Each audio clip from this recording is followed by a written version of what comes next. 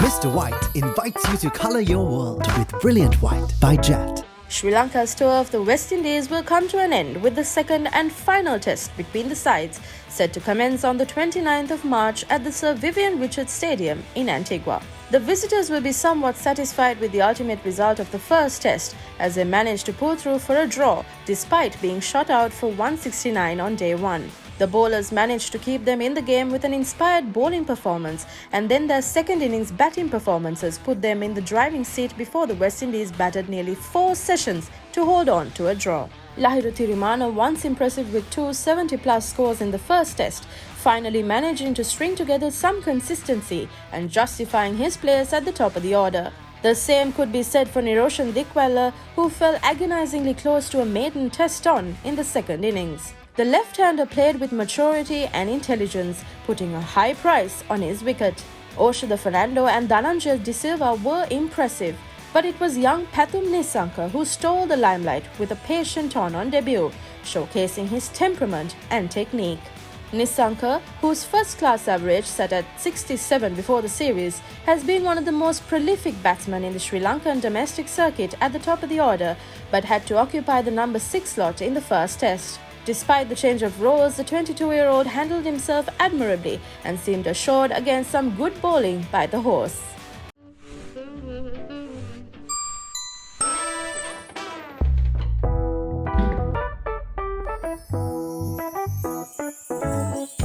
Mr. White invites you to color your world with Brilliant White by Jet. Sri Lanka will hope for a better showing in the first innings in this game, and to do so, they will need their 2 most experienced batsmen, Dinesh Chandimal and Dimuth Karunaratne, to fire. Chandimal in particular has had a poor run of late, his last test century coming on the last tour of West Indies back in 2018.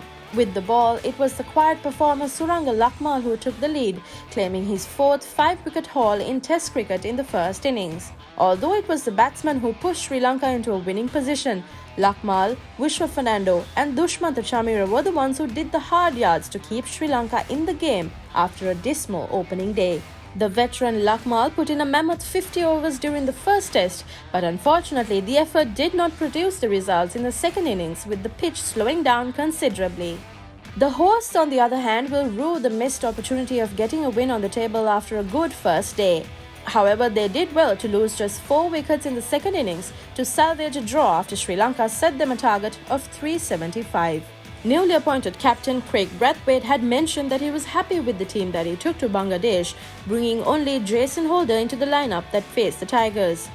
He was proved to be right, with Holder picking up a 5-wicket haul and Kruma Bonner notching up his first test century in the chase. 32-year-old Bonner was as impressive as ever, and alongside Kyle Mayers, there was even a slight possibility of the West Indies pushing towards a win on the final day.